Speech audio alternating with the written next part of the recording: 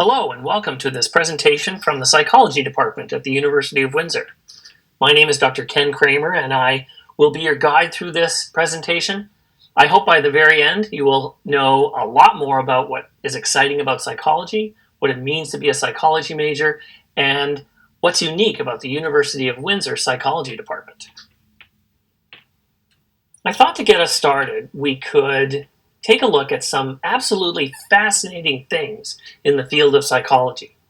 Did you know that a starfish featured on the left has no brain, and yet there's a separate brain in each of the tentacles of an octopus? We have a relatively large brain. It grew 3 sizes in the course of our evolution, but an ostrich's brain is smaller than its eye. Here's a really interesting demonstration. If you were to read the colors on the left side bottom of this list, yellow, blue, orange, black, blah, blah, blah, that's how you would read them. But if instead I said, rather than saying the word, say the color of the word. So the first one is green, and then red, and then blue. That's a much more challenging task. If you time yourself, you'll be about twice as fast if you just say the word rather than the color of the word. And why is that so? Because we have 2 brains upstairs. We have a left side that is happy to do words and language and manage all that. But it has no idea what a color is. That's the right side of the brain. So if you're asked for the color, you've got to assess the color, then find a word for it, and then report back. So it takes about twice as long to do this because of the 2 brains in your head. I love this picture that shows the fall of night spilling over Europe and the Horn of Africa. But what we know about that change from light to dark is a natural rhythm called a circadian rhythm. It changes your physiology, your motivation, your thinking in a very predictable way. And frankly, it keeps you sane and regular and functioning. Without it, you would begin to hallucinate. Now, if you looked at this cute baby and your instinct was to say, "Aw, cute baby," realize that that response, that awe response, is not learned.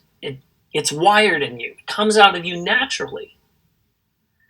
So we come to understand a little more about what learning is. What's learned, what's not learned, what's all wired in us as part of our nature.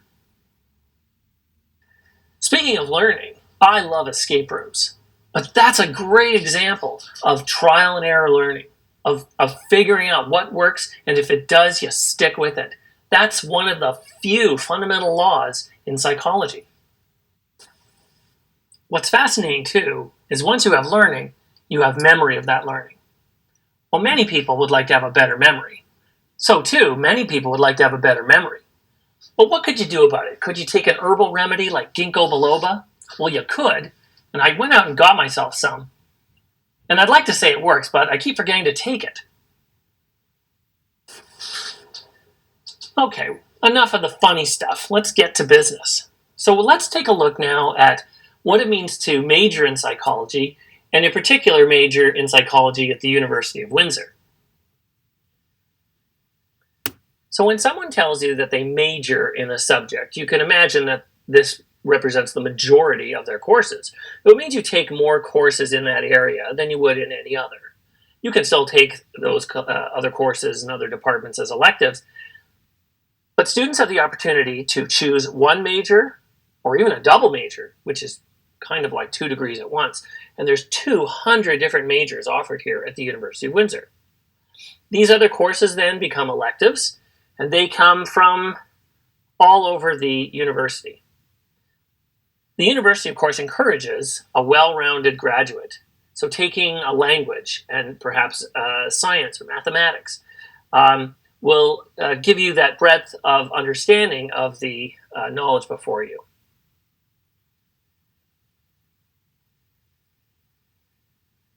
But some people, instead of majoring in a subject, will minor in it. A minor is a small selection of courses.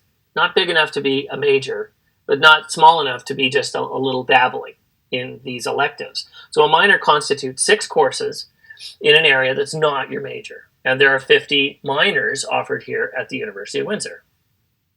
So if there's something that you're really interested in, but not so much to be a major, but perhaps you want to take a lot of philosophy, then you can consider minoring in it. And it may be beneficial as providing a more solid foundation to a direction that you may want to go in, chiefly in psychology, but in your side pocket having a good deal of depth and breadth in another topic. This would be important, for instance, for employment purposes. Here at the University of Windsor, the psychology department offers a number of different program options to best suit your needs. We have a general psychology degree that can offer a specialization in child development,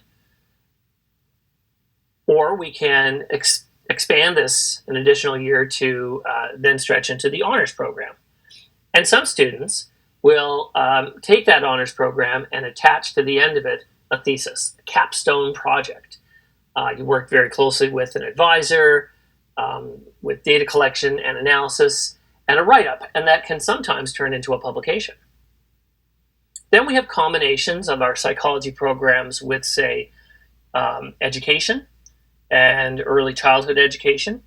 There are combinations as well with business or with human resource management and industrial organizational psychology. But let's not leave off a BA in disability studies that will draw many of the psychology courses that you are already taking. So what can a degree in psychology do for you? Looking ahead toward jobs, psychology prepares you. This is called a career readiness competency. By taking courses and engaging in the classroom, here in psychology, you learn critical thinking and problem solving. You develop your work ethic and professionalism. You learn about teamwork and collaboration, and you develop effective and clear communication skills. And the careers that open up, both in undergraduate and graduate programs from psychology, are many and vast. Through graduate programs, it can go into in the areas of clinical, child psychology, forensics, and even health. Of course, this can also move into the fields of medicine and psychiatry, or law school and addictions. If you wish to pursue academic streams, you could go into research, teaching, or both. This opens the door for teaching, for business, business administration, and human resources. You may work in communications and government, or even law enforcement. So this just scratches the surface on what possibilities lie before you. So what's this psychology we just keep talking about? We're looking at the scientific study of the mind, the brain, and behavior in varying contexts, including ones of environmental, social, and biological domains. To get you underway, though, you need 2 introductory courses, 1150 and 1160, that give you a taste of a number of different areas. And those become the prerequisites to all the other courses that you would take. So you may be saying to yourself, what are the various topics that they cover in these 2 introductory courses? Well, there are many. It begins with an understanding of the discipline, and moving on then to research methods, to look at the toolbox as to how psychologists understand the world around them. You then get inside the workings of the brain and look at biology and sensation and perception. You look at consciousness, learning, memory, even emotions and motivation. And then you move on to topics in the subsequent course on intelligence and human development, of stress and coping and health. You'll talk about social psychology, personality, and then look at psychological disorders and their treatment. Here at the University of Windsor, we have something unique. Majors with mentors. Let's start with who these mentors are. These are 3rd and 4th year psychology majors who were recruited specifically for the opportunity to mentor incoming first-year students like yourselves. Mentors are in the classroom or perhaps virtual classroom, and they work in small groups. And this structured support not just helps with demonstrations or learning about course material, but can even help you transition into university life. What that effectively does is that the mentors, through the virtual classroom, help to create a small class environment out of hundreds and hundreds of you. After taking your introductory courses, 1150 and 1160, what else is on the menu? You have developmental courses, including child, adolescence, adulthood and aging. You have personality and social psychology, and abnormal psychology. Then we can get back into the toolbox and look at research methods and tests and measurement to see how psychologists come to know what they know. There's health psychology, neuroscience, even child psychopathology. And of course, in fourth year, we have psychology of the family. We have a dedicated psychology advisor, and as we see here, advisors are very, all caps, important. That's Dr. Sheila Towson, who knows everything about our programs and about program planning. So do contact her at the email address listed below.